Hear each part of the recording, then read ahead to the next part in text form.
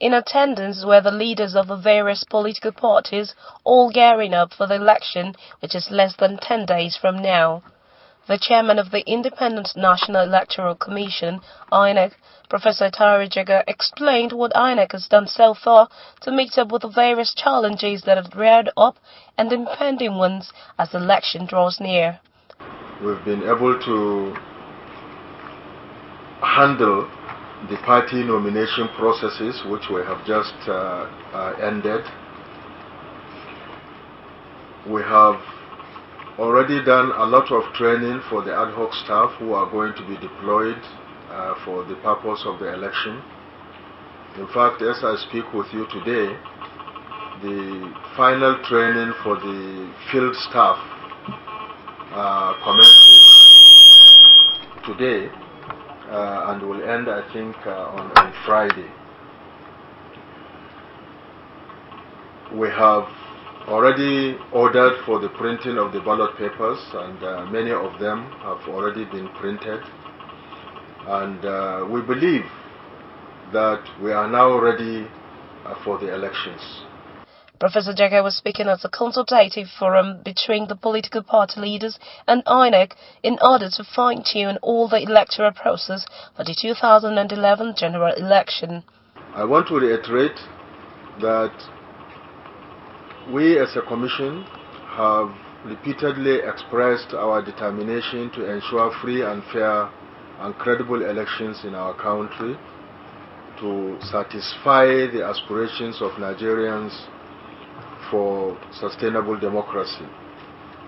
And we've done our best under very difficult circumstances to ensure that whatever we do as an election management body is positively contributing towards the satisfaction of that aspiration of Nigerians. On the issue of security, which has been a bother to many Nigerians, Professor Jega said the issue is being handled.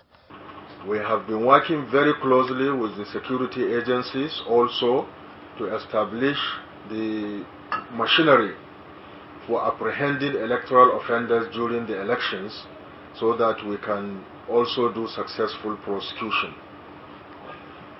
We have agreed through the Interagency Consultative Committee on Electoral Security to introduce a number of measures which will bring about additional security for both personnel and material as well as for the environment for election. And we are very pleased that some of the heads of the security agencies have already been implementing some of these new measures. I'm sure many of you are aware that series of meetings have been holding place between leaders of political parties and candidates with security agencies in order to obtain reassurances of ensuring that the elections are peaceful, violence-free, and also free and fair. The chairman also said the direct data capturing machines were not being used for the election in April because of many reasons, which include logistic operations. Logistics of deploying the DDC machines again for that purpose really are challenging. Secondly, we do not want to be misunderstood, and we do not, and there are so many people out there itching to go to court on the slightest of excuses. Our laws say that there will be no electronic voting, and we are worried that if we introduce electronic accreditation, somebody will go to court and challenge it and say is electronic voting being introduced in another guise. There is already sufficient basis of verifying whoever presents an ID card for the purpose of the voter's card for the purposes of election.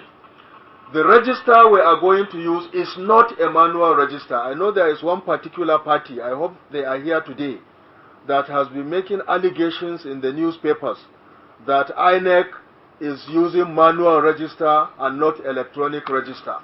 I think it should be clearly and categorically understood that what we are going to use for April elections is electronically generated register from the database that we have compiled through the registration system that we used electronically.